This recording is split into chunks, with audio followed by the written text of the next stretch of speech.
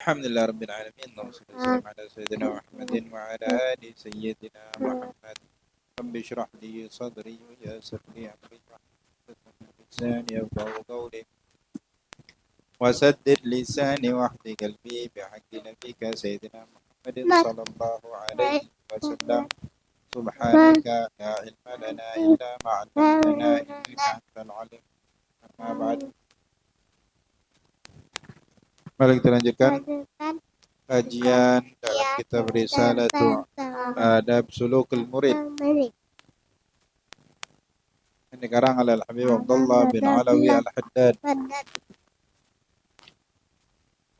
Minggu kemarin jelaskan bahwasanya permulaan jalan langkah menuju Allah itu adalah satu ba'ithun gawi. Ada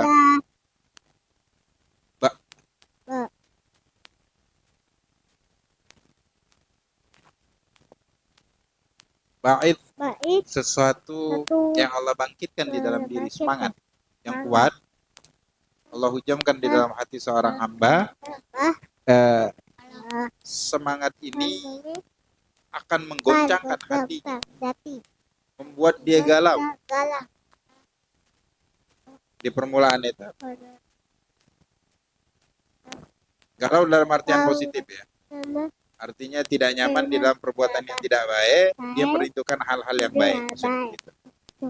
Kemudian arahnya yahussuhu, menganjurkan, mengajak, mengarahkan kepada untuk menghadap Allah dan negeri akhirat, dan juga untuk berpaling daripada dunia dan atas segala sesuatu yang kebanyakan makhluk, kebanyakan manusia itu disibukkan akannya. Di dalam apa? Di dalam membangun hal-hal duniawi, memakmurkan, menghimpun, kemudian bersenang-senang dengan syahwat duniawi, wal ightirar bi zakharifnya, dan ini terlena dengan segala gemerlap duniawi. Baik, ini kebanyakan manusia ke arah situ. Ketika dia dibangkitkan untuk ke arah yang berbalik arah. Kalau ini arah ke dunia, ini ke arahnya ke akhirat. Itu menuju apa? Dan suatu semangat ini adalah salah satu tentara Allah, disebut al-batinah, dari batin. Wa huwa min nafahatil inayah, ini dari hembusan inayah, perhatian, wa alamil hidayah, pertanda suatu petunjuk.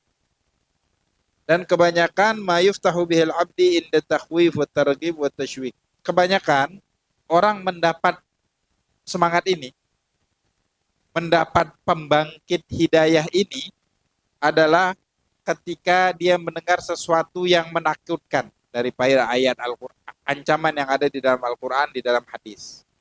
Wa targhib, atau dia mendengar suatu hal-hal yang menyemangatin untuk beramal soleh dari Quran dan hadis, yang apabila mengamalkan itu dapat pahala yang akan memasukkan dirinya ke dalam surganya Allah dan lain sebagainya. Wa tashwik, dan hal-hal yang membuat kerinduan kepada negeri akhirat, pada Nabi.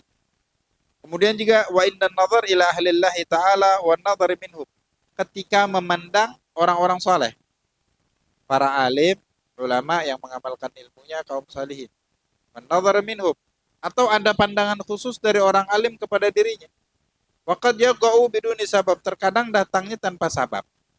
Nah, kebanyakan ini. Ini kan dapatnya di tempat-tempat yang baik ya, di majelis taklim, di majelis zikir, majelis. Kalau kaum salihin ya dia banyak ziarah, datengin orang-orang saleh. Baik. Wa ta'arrud li nafahati ma'mur wa muraggabun fihi wal intidhar wal irtikab biduni ta'arrud wa ludhumil bab humqun wa ghabawah. Yang diminta, yang diperintahkan itu adalah kita mendekatkan diri untuk nafahat kepada hidayahnya Allah. Jadi kita bukan tunggu bola, akan tapi jemput, mencari Di mana di sumber-sumbernya? Adapun menunggu adalah humkun wa qabawah, itu kedunguan kata Imam. Bodohan. Bagaimana tidak, Nabi bersabda di dalam hadisnya, Inna li rabbikum, sesungguhnya untuk Tuhan kalian, fi ayyami dahrikum, dari Tuhan kalian, di dalam setiap hari-hari kalian itu, nafahat, ada hembusan daripada hidayat rahmatnya Allah. Ala fata'arradu laha, maka carilah, dekatkanlah diri kalian kepada nafahat tersebut. Baik. Nah, kemudian diingatkan kemarin, barang siapa yang Allah muliakan dengan semangat ini, dengan suatu pembangkit semangat ini, maka dia harus mengetahui betapa mulia derajatnya. Waliya'lam annahu min a'zamin, dan dia harus tahu, dia harus paham, ini termasuk adalah nikmat Allah yang paling besar. La yaqaddir qadruha, bahkan tidak bisa dihitung dengan jumlah ya. Wala yablughu syukraha, semaksimal mungkin kita bersyukur pun gak maksimal untuk membalas dengan apa yang Allah berikan tersebut. Wa khassahu bihi baina ashkali wa agramihi. Falyubalik, maka bersyukurlah dengan secara maksimal semampu dia atas apa yang Allah berikan kepada dirinya, dan Allah khususkan dirinya dari orang yang lain. Fakam min muslimin, berapa banyak seorang muslim balagha umruhu 80 sana, umurnya sampai 80 tahun, wa aktsar, bahkan lebih dari 80, lam yajid hadzal ba'is, enggak nemui dia dalam umurnya semangat itu. Walam yutruku yauman minad dahr, enggak melintas di dalam hati dan pikirannya satu hari pun dalam satu tahun. Bahkan seumur hidupnya, waliyadzu. Walal murid an yajtahida fi taqwiyati wa hifdzi. Jadi tugasnya adalah untuk yang pertama dijaga, jangan sampai hilang semangat. Kemudian ada panggilan-panggilan untuk menuju melangkah ke jalan Allah yang lebih jauh lagi. Maka diijabah, diikuti. Datang menemui panggilan tersebut. Dan dikuatkan dengan apa? Selalu berzikir kepada Allah. Wal fikri fima indallah, selalu berpikir sesuatu yang ada di dalam sisinya Allah. Wal mujalasati li ahlillah, selalu duduk bersama para kekasihnya Allah, orang-orang saleh, orang-orang alim. Kemudian dijaga daripada duduk dengan orang-orang yang mahjubin. Wal i'rad an waswasati syayatin. Jadi gini ya, duduk dengan kaum solihin satu. Ini kan anjurannya. Kemudian anjuran yang lain atau larangan. Larangannya itu duduk dengan orang-orang yang jauh daripada Allah, yang merupakan musuhnya Allah.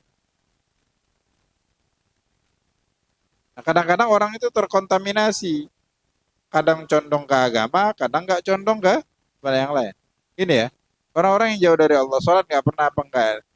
Dia omongannya nggak terkontrol, tingkah lakunya nggak terkontrol. Nah, kita itu kalau kumpul dalam satu lingkungan, kerap kali pembicaraan terngiang, sikap terngiang, dan kadang-kadang itu ada semangat untuk mengikuti apa yang diomongkan, dan pikiran yang terpola di dalam omongan tersebut.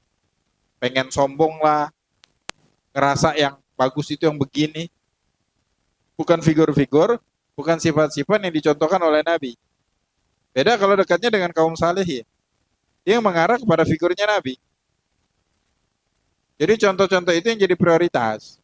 Nah, orang kadang dia duduk di sini, kadang duduk di sini. Jadi hatinya itu baina-baina. Kadang-kadang condong ke agama, kadang-kadang jauh. Kadang persentasenya jauhnya itu lebih banyak daripada tidaknya. Nah, Al-Imam Al-Haddad meminta ketika datang itu dijaga dan dikuatkan dengan berzikir kepada Allah, dengan berpikir, dengan duduk kepada kaum salihin. Selain itu dijaga, jangan duduk dengan orang-orang yang mahjubi, jauh daripada Allah.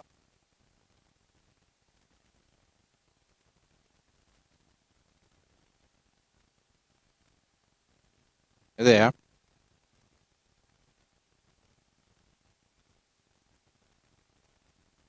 wal i'rad an waswasati syayatin wa ijabatu bi an yubadar bi inaba ila Allah taala wa yastuqu fil iqbal ala Allah. Dan benar-benar menghadap kepada Allah wala yatawana wala yusallu. Jadi kalau ada semangat untuk hadir majelis ta'lim, semangat untuk hadir majelis zikir, semangat untuk sholat berjamaah, semangat untuk baca Al-Quran langsung. Jangan ditakhir. Jangan antarlah. Nah, ini yang bahaya. Wala yu'akhir, jangan pernah ditakhir. Waqad amkanahul fursa falyantahizha. Ketika ada kesempatan maka dimaksimalkan. Wa futihal bab falyadkhul. Ketika pintu itu dibuka, pintu hidayat, maka masuk. Wada'ahu da'i falyusri. Ketika ada panggilan untuk itu maka cepat. Wal yahdhar min ghadin ba'dal ghadin. Berhati-hatilah, jangan ngomong besok ataupun besok. Fa inna dzalika min amali syaitan, karena itu adalah daripada perbuatan syaitan. Wal yuqbil wa la yatathabbat wa la yata'allal bi adamin faraq wa adamin salahiyah. Maka jangan dia langsung menghadap kepada Allah, langsung jalan, langsung melangkah kebaikan yang ada terbesit di dalam hatinya, ada semangat untuk melakukan itu, langsung jalan. Jangan banyak pikiran, antar sana nggak ada kenal orang lah, ada enak, nggak ada kenal, kayaknya juga nggak pantas aku di situ tuh, orang-orang udah paham agama semua, aku sendiri yang masih kosong. Ini min amali syaitan, itu syaitan yang goda. Wala yata'allal bi adamil faraj, jangan pernah beralasan nggak ada waktu, jangan pernah, kata Imam. Yang nggak ada waktu itu ketika kita harus mempertanggungjawabkan segala sesuatu di akhirat. Gak ada waktu lagi untuk kembali mengulangi sesuatu yang telah terjadi. Untuk memperbaiki sesuatu yang sudah hancur. Ketika di dunia baru. Qala Abu Rabi' rahimahullah. Al-Abu Rabi' mengatakan, siru ilallahi urujan wa makasir. Berjalanlah kalian menuju Allah dalam keadaan terpincang-pincang dan dalam keadaan terseok-seok. Artinya, buat dosa juga, buat pahala juga. Rajin maksiat, rajin majelis ta'lim. Nggak apa-apa. Kalau nunggu total, antarlah kalau aku sudah tidak buat lagi yang dosa, baru hadir majelis ta'lim. Begitu konsepnya. Karena umur bukan kita yang megang. Masih suka maksiat, ya minimal suka juga berbuat taat. Kan ada penyeimbang. Setidaknya. Wala tantadhiru sahha. Jangan pernah nunggu, kagelah tunggu sehat, aku tunggu badan enak. Fa inna intidhar sihha batalah. Karena menunggu sehat baru berbuat baik, baru beramal soleh, itu adalah batalah. Akan membatalkan sesuatunya, itu adalah kekosongan, itulah adalah angan-angan yang belum tentu bisa terwujud. Wa qala Ibnu Athaillah fil Hikam. Ibnu Athaillah fil Hikam mengatakan, ihalatukal amal ala wujudil faraq min ru'unatin nufus. Engkau mengarahkan suatu amal perbuatan itu menunggu adanya waktu kosong, itu termasuk ru'unatin nufus. Kekosongan, kekotoran jiwa atau kepenatan jiwanya di dalam berpikir. Jangan kita untuk hal-hal duniawi ada waktu, untuk rohani nggak ada waktu. Padahal dunia ini adalah dikasih waktu oleh Allah untuk berbuat baik, untuk memperbaiki sesuatu yang jelek kita lakukan di masa lalu dan mengukir kebaikan di masa sekarang, dan untuk diistiqomahkan, disinambungkan, dikonsistenkan untuk masa yang akan datang sampai ajal menjemput. Itu maksudnya. Baik, faslun, itu yang kemarin ya. Sekarang wa awwalu syai'in yabda'u bihil murid. Pertama kali, sesuatu pertama kali yang dimulai dengannya al-murid, seorang murid, ya ini orang yang menempuh, orang yang berjalan di jalannya Allah, fi tariqillah, di jalannya Allah, orang yang berjalan di jalannya Allah, orang yang menginginkan melangkah di jalannya Allah, tashihut taubah ilallah, mensohehkan taubat kepada Allah, yaitu taubat dengan benar-benar taubat. Min jami'idz dzunub, dari segala semua dosa. Jadi sekarang kita tobat semuanya ya, tobat. Terbuat lagi, ya tobat lagi. buat lagi, ya tobat lagi, begitu aja. Kewajiban kita ketika berbuat dosa, ya bertobat.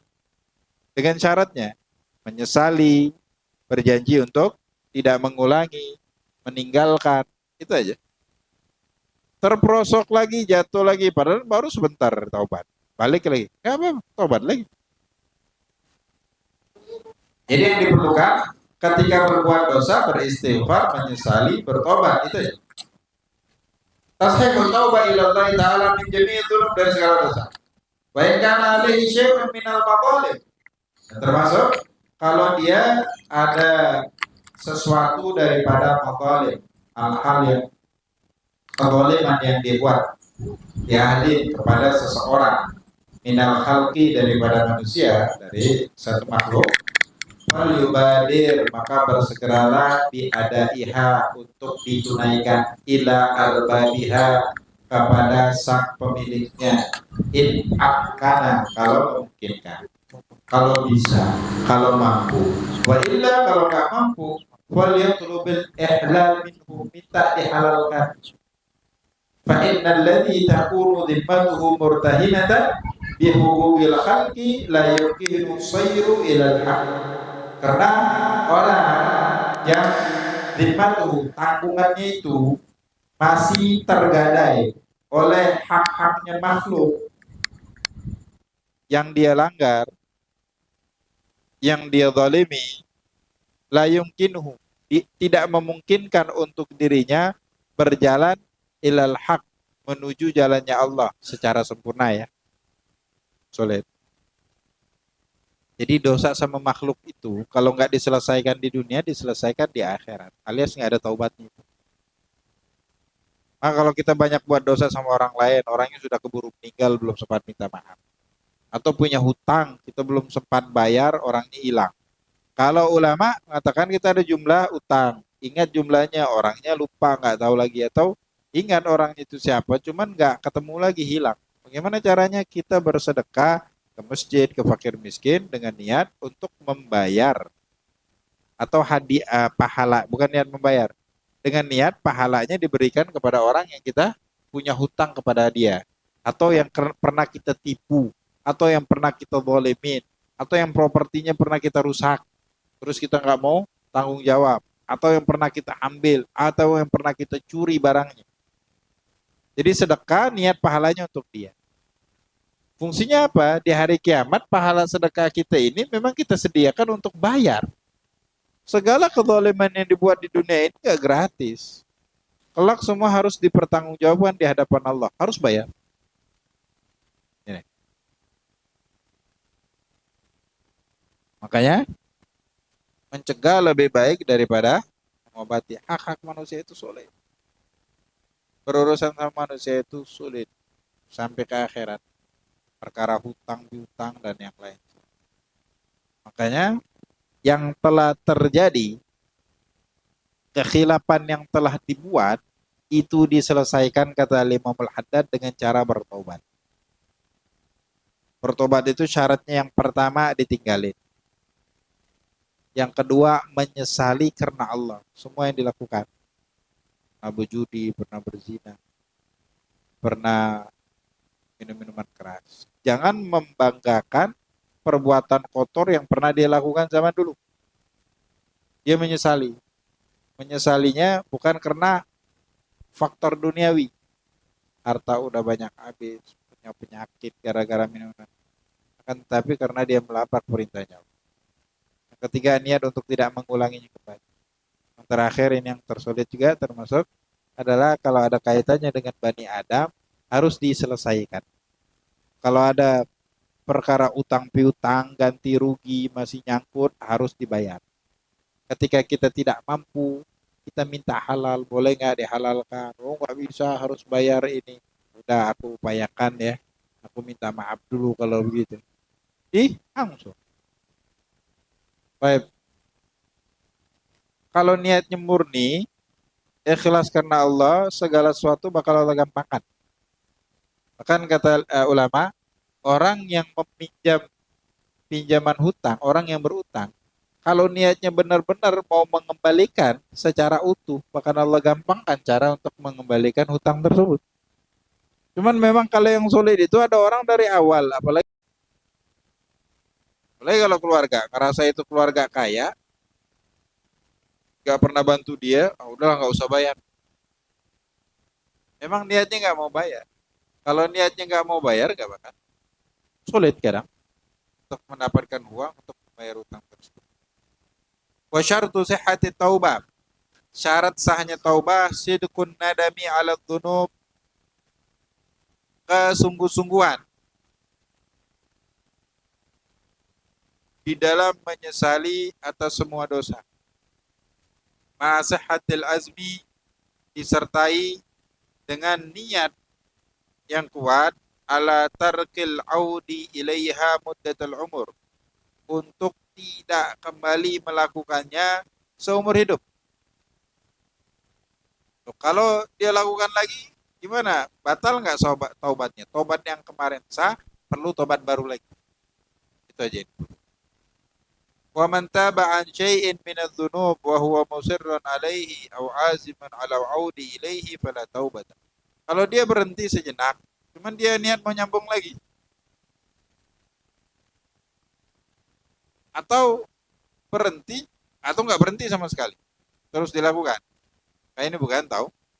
Dia menyesali, cuman nggak niat berhenti, atau niat berhentinya cuman beberapa waktu aja, masih niat mau melakukan. Ini bukan taubat.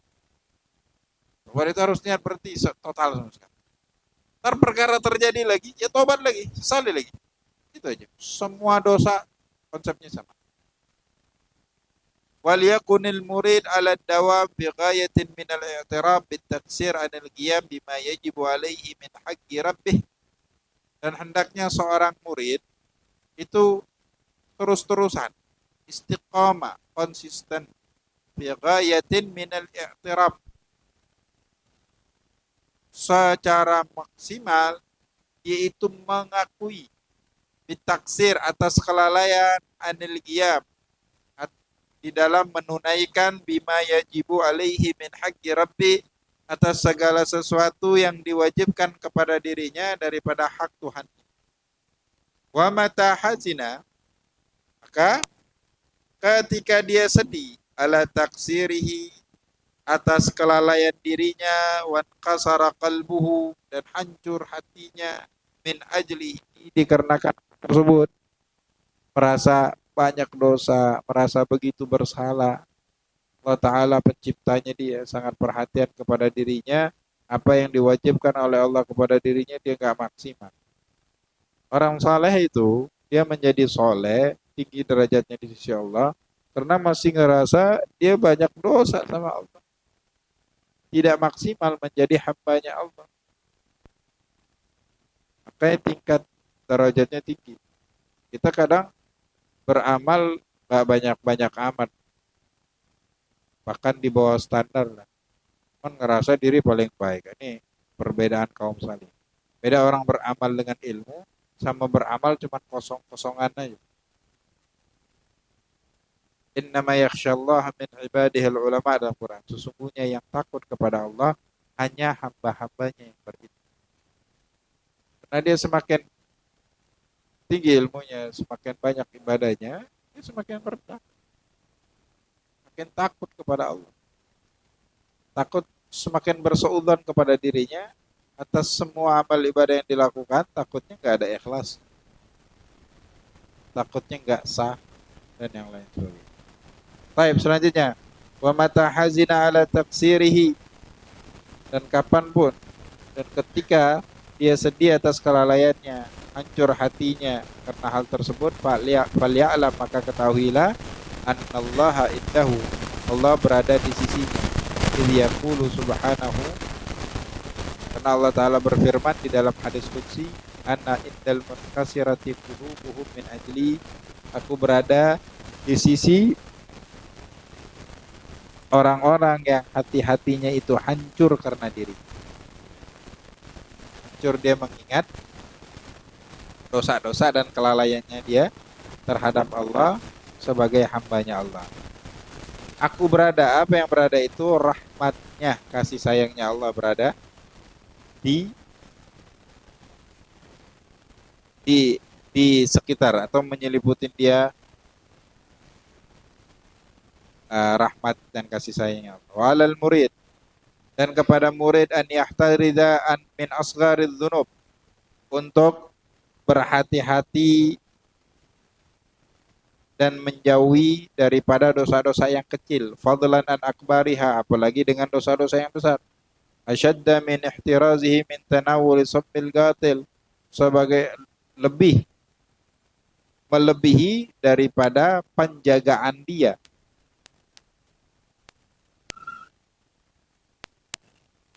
atau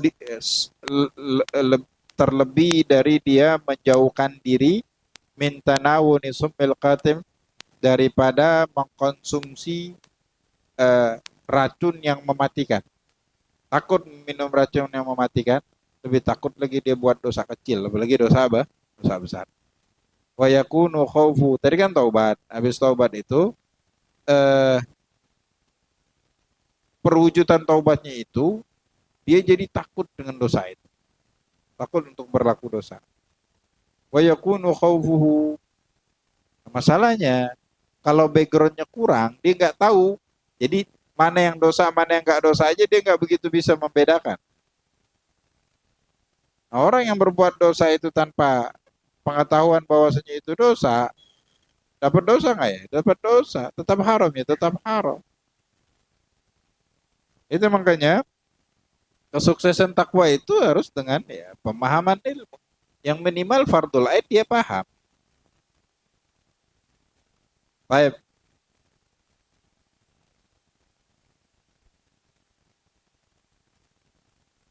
Wadhalika wa yakunu khawfu, dan adanya rasa takut lawir takba syai'an minha, kalau seandainya dia melakukan sesuatu daripada dosa tersebut, a'zam, lebih besar, min khawfihi, daripada rasa takutnya, lau akala summa, kalau dia memakan racun. Wadhalika, hal tersebut, li'annal ma'asi, dikarenakan maksiat-maksiat, ta'malu fil qulub, dia akan bekerja di dalam hati, amal sum fil ajsam, sebagaimana bekerjanya racun di dalam badan. Wal qalbu, dan hati itu, a'azzu 'alal mu'min min jismi, itu lebih berharga untuk seorang yang beriman daripada jasadnya. Bal ra'su malil murid, bahkan itu modalnya untuk seorang murid. Hifdzu qalbihi wa amaratuhu, yaitu menjaga hatinya dari segala sesuatu yang merusak pastinya. Wa amaratuhu, dan dimakmurkan dengan berbagai macam aktivitas ibadah. Wal jismu gharadun lil afat, sedangkan jasad itu adalah tujuan untuk afat, untuk hancur. Apa? Kena penyakit, ya bisa mungkin kan kena kecelakaan, rusak. Wa amma qaribin, gak lama lagi, yutlafu bil maut, ketika meninggal hancur jasadnya, dimakan di dalam kubur jadi makan ulat. Walaysa fi dhahabihi illa mufaraqatud dunya an-naqida an-naghisah, dan di dalam perginya jasadnya, hilangnya jasadnya, hancurnya jasadnya, itu tidaklah lain melainkan cuma berpisah dari dunia yang sangat kotor, an-naghisah, naqidah. Wa ammal qalbu, adapun hati, intalifa, kalau hancur hati ini, faqad talifatil akhirah, maka telah menandakan akhiratnya hancur.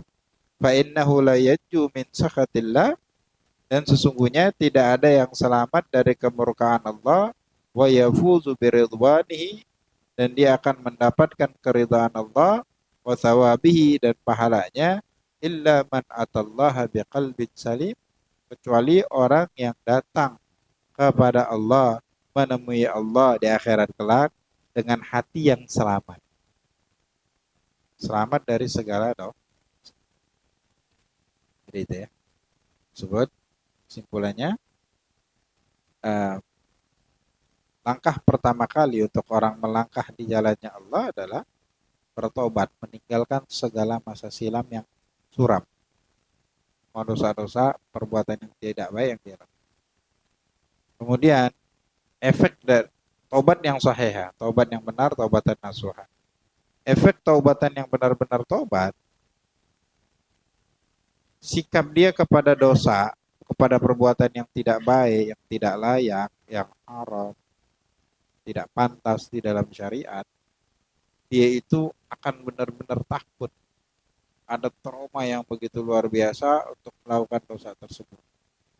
Bahkan bentuk kesungguh-sungguhan taubat itu, kekonsistenan taubat, dia melihat dosa itu lebih mengerikan daripada racun yang mematikan. Kalau dia disuruh pilih, pilih minum racun daripada harus berbuat dosa. Yang kecil apalagi dosa-dosa. Kenapa? Karena disebutkan analoginya itu, karena maksiat itu dia bekerja di dalam hati, merusak hati. Merusak hati. Hati jadi hobi suudzon, dengki, dendam. Ini kan gak enak gitu. Dan itu semua maksiat. Jadi malas untuk berbuat taat. Berbuat baik. Susah. Dan jasad itu akan hancur, sedangkan hati enggak. Begitu katanya. Jadi hati ini harus yang lebih dijaga. Baik. Jadi itu kesimpulannya.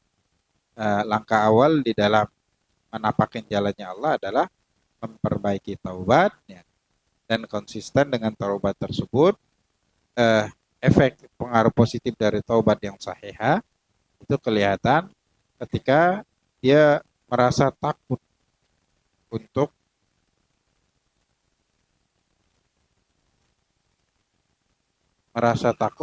berbuat dosa.